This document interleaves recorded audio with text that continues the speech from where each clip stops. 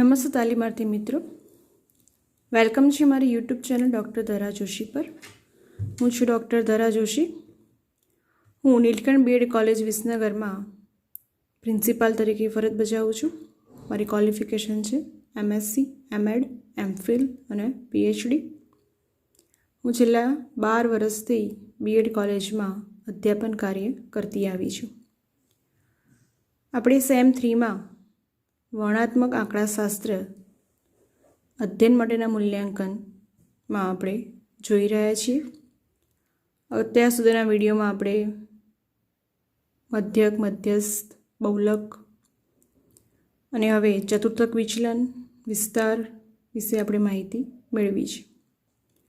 Last વિડીયોમાં આપણે ચતુર્થક વિચલન જ્યારે વર્ગીકૃત માહિતી ના હોય ત્યારે કેવી રીતે શોધવું એ આપણે જોઈ ગયા છે। આ વિડીયોમાં વર્ગીકૃત માહિતી તો ખરી, પરંતુ જ્યારે વર્ગો ન આપ્યા હોય ત્યારે ચતુર્થક વિચલનની ગણતરી કેવી રીતે કરી શકાય એના વિશે માહિતી આપણે મેળવીશું। પહેલાં તો તમે જો મારી ચેનલ પર નવા હોય તો ચેનલને ચોક્કસથી સબસ્ક્રાઈબ કરો, વિડીયો લાઇક કરો, શેર કરો અને બેલ આઇકન પર ક્લિક કરો કે જેથી નવા વિડીયોના નોટિફિકેશન તમને મળતા રહે। તમારી સેમ 3ની એન્યુઅલ એક્ઝામની ડેટ પણ આવી ગઈ છે। આજે 29/12 તમારી એન્યુઅલ એક્ઝામ સ્ટાર્ટ થવાની છે, તો આજથી તૈયારી ચાલુ કરી દો અને સમય બગાડ્યા વગર 4 પેપરનું રીડિંગ ચાલુ કરી દો। તો આપણે એક એક્ઝામ્પલ જોઈ લઈએ એ માટે કે જ્યારે વર્ગો ના આપ્યા હોય અને વર્ગીકૃત માહિતી હોય તો કેવી રીતે ચતુર્થક વિચલનની ગણતરી કરવી।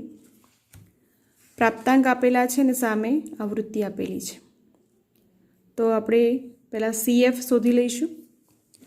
CF તો તમને આવડે જ છે, કમ્યુલેટિવ ફ્રીક્વન્સી એટલે કે સંચય આવૃત્તિ। તો પહેલાં જે આવૃત્તિ હોય એને સામે મૂકી દેવાની પહેલાં, અને પહેલાં વર્ગની આવૃત્તિ અને એના પછીના વર્ગની અથવા તો પ્રાપ્તાંકની આવૃત્તિ અને CFનો સરવાળો કરવાનો, એટલે 10 + 2 એટલે કે 12, એવી રીતે સરવાળો કરી જવાનો। 12 + 14 એટલે કે 26, 26 + 26 એટલે કે 52, 52 + 19 એટલે કે 71 અને 71 + 9 = 80। અહીંયા સિગ્મા F બરાબર 80 છે, એટલે અહીંયા 80 આવી જાય એટલે આપણો સરવાળો સાચો હોય એમ કહેવાય। હવે તમને ખ્યાલ છે કે Q1 અને Q3ના સૂત્રો આપણે આગળ જોઈ ગયા છીએ। તો Q1 બરાબર શું છે? Q1 = n+1/4 મૂ અવલોકન પણ લખી શકીએ અથવા મૂ પ્રાપ્તાંક પણ આપણે લખી શકીએ છીએ। તો મૂ અવલોકન,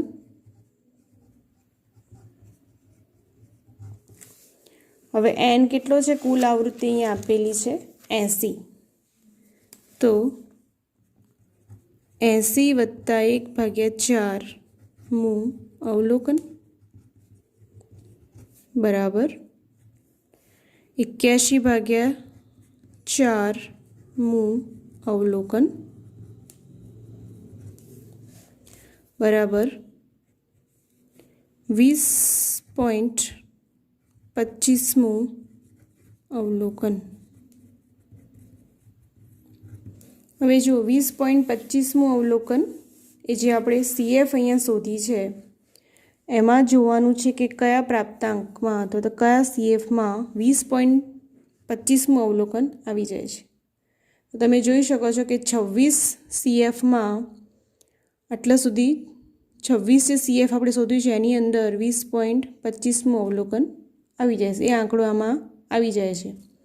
એની સામેનો જે પ્રાપ્તાંક છે 26ની સામેનો પ્રાપ્તાંક કેટલો છે? 2, એ આપણો Q1 આપણને મળશે। બસ આ જ રીતે આપણે Q3 શોધી લઈએ। Q3 = 3 × n+1/4 મૂ અવલોકન। તો Q3 = 3 ડાયરેક્ટ આપણે અહીંયા n+1/4 મૂ અવલોકન તો આપણે શોધી ચૂક્યા છીએ, તો તો કેટલું છે 20.25, તો 3 ઇન્ટુ 20.25મું અવલોકન બરાબર 3 ગુણ્યા 20.25 ગુણાકાર કરતાં આપણને મળશે 60.75મું અવલોકન.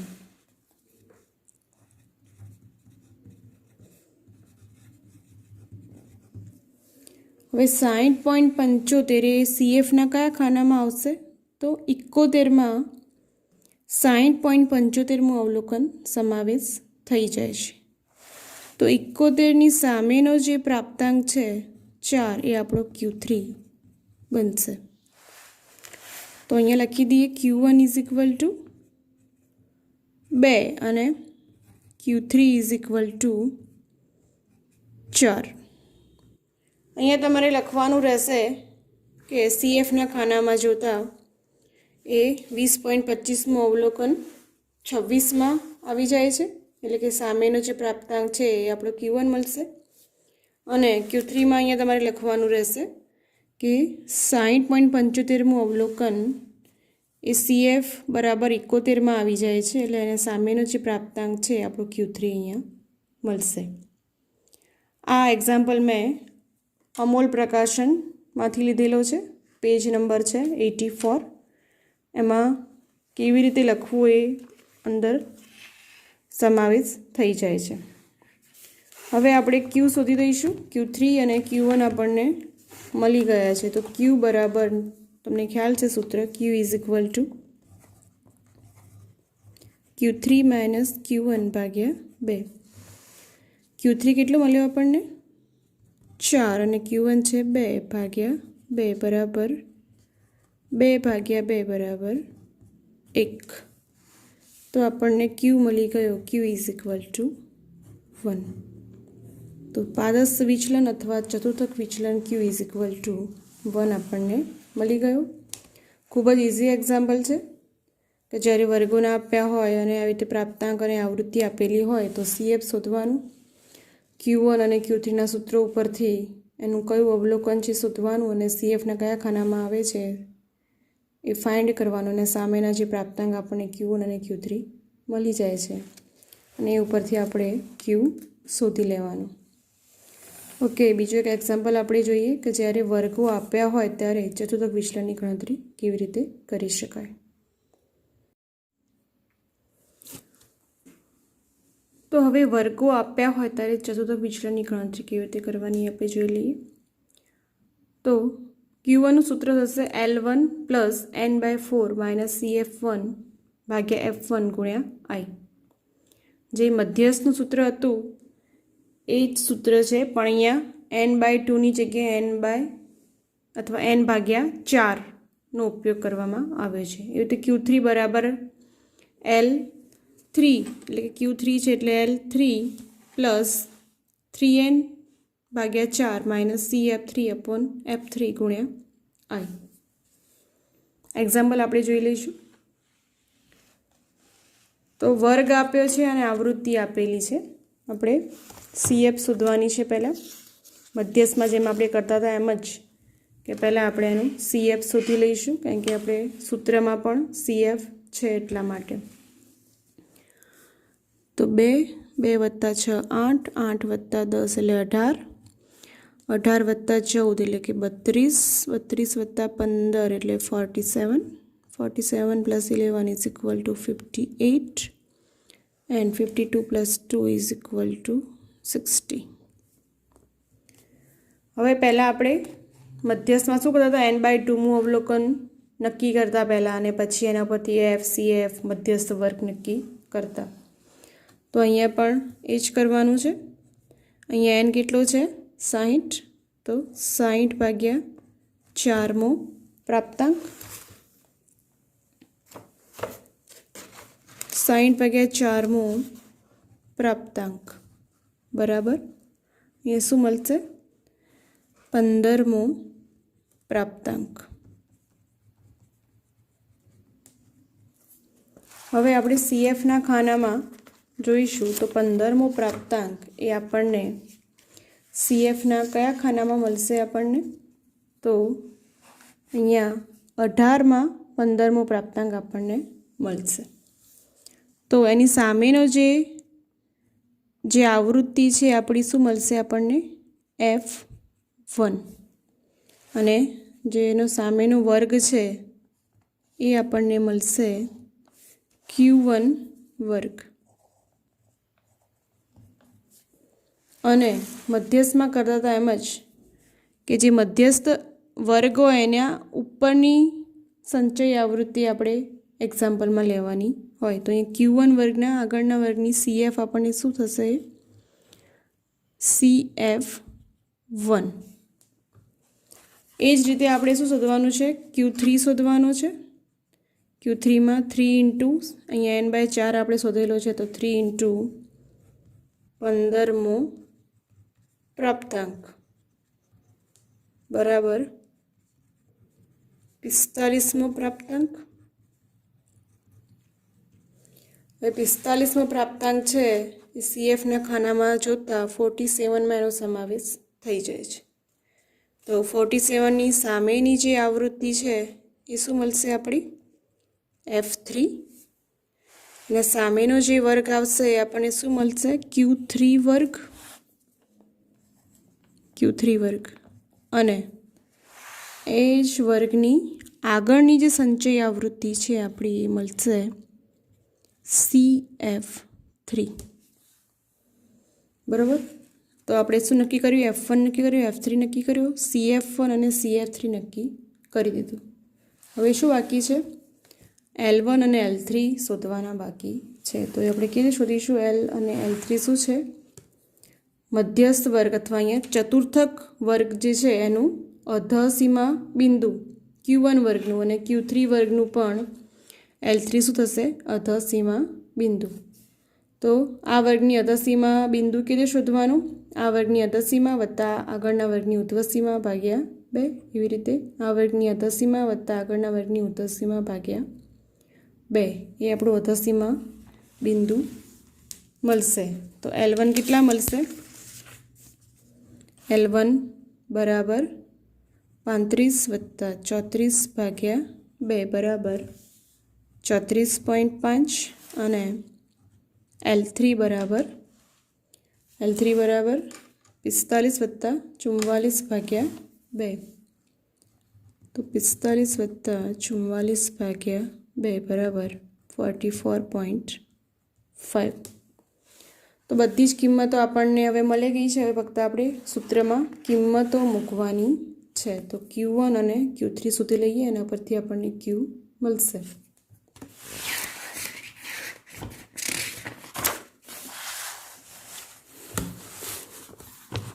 પહેલાં Q1 સુધી લઈએ.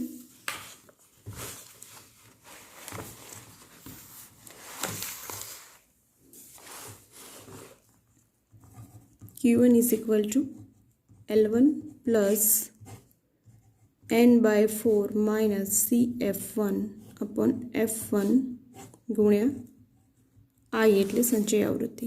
L1 કેટલું મળ્યું આપણને? 34.5 વત્તા n છે 60/4 માઇનસ CF1 આપણે ટેબલમાં જોતા 8 છે અને F1 કેટલું મળે છે? 10. અને આપણી આવૃત્તિ કેટલી છે? વર્ગ લંબાઈ છે 5. I એટલે કે વર્ગ લંબાઈ 5 છે. બરાબર 34.5 વત્તા 15 માઇનસ 8/10 ગુણ્યા 5 બરાબર 34.5 વત્તા 7/10 ગુણ્યા 5. 34.5 વત્તા 3.5 બરાબર 38. તો Q1 આપણને મળી ગયો 38. બસ આ જ રીતે આપણે Q3 પણ શોધી લઈશું. તો Q3નું સૂત્ર શું છે? Q3 is equal to L3 plus 3n/4 minus CF3 upon F3 ગુણ્યા I. L3 આપણને કેટલો મળ્યો હતો 44.5 પ્લસ 3n/4 3n છે 60 ભાગ્યા 4 માઇનસ CF3 ટેબલમાં જોતા 32 છે અને ભાગ્યા F3 છે 15 ગુણ્યા વર્ગ લંબાઈ છે 5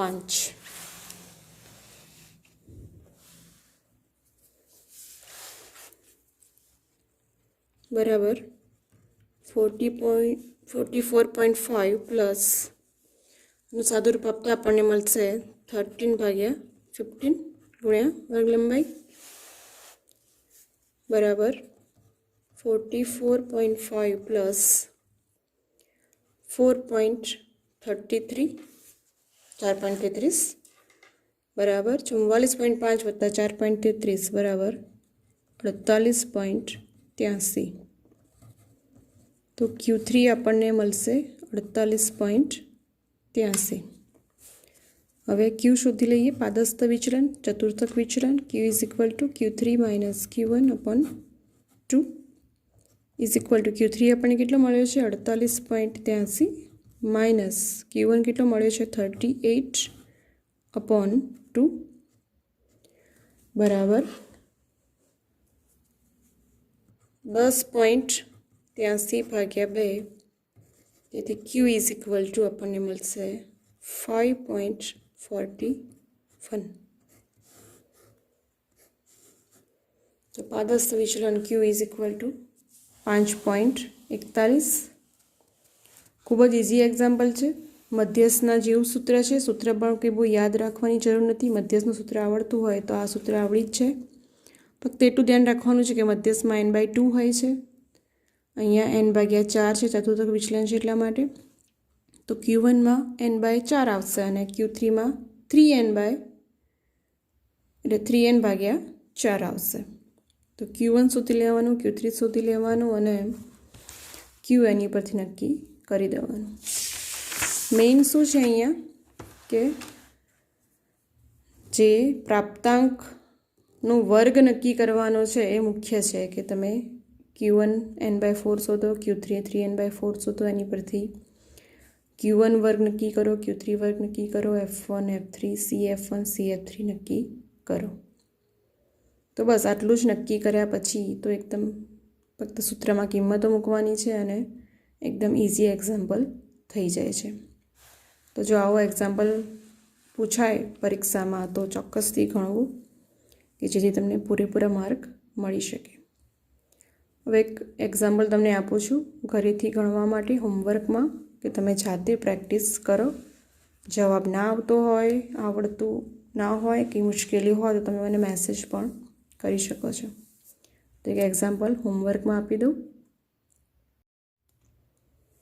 ઓકે આ એક્ઝામ્પલ હું હોમવર્કમાં આપું છું વર્ગ આપેલી છે અને આવૃત્તિ આપેલી છે સામે તમે જોઈ શકો છો કે ઉતરતા ક્રમમાં વર્ગ આપેલા છે તો પહેલાં મોટો વર્ગ અને એના પછી સૌથી નાના નાના વર્ગો થઈને એના નાના વર્ગો આપેલા છે તો પહેલાં સૌપ્રથમ શું કરવાનું કે ચડતા ક્રમમાં વર્ગો ગોઠવી દેવાના એટલે કે નાનાથી લઈને મોટા સુધીના વર્ગો આપણે ચડતા ક્રમમાં ગોઠવી દેવાના આવૃત્તિમાં ફેરફાર કરવાનો નહીં કે જે સામે આવૃત્તિ આપી હોય એ જ આવૃત્તિ સામે લખવાની 10થી 19માં હોય તો 8 હોય એની સામે જ આવૃત્તિ આવી જોઈએ ચડતા ક્રમમાં એટલે કે પહેલાં 10થી 19 લખો પછી 20થી 29 30થી 39 40થી 49 50થી 59 અને 60થી 69 એવી રીતે ગોઠવીને એની સામે જે આવૃત્તિ લખી હોય એ જ લખીને એના પછી એક્ઝામ્પલની ગણતરી ચાલુ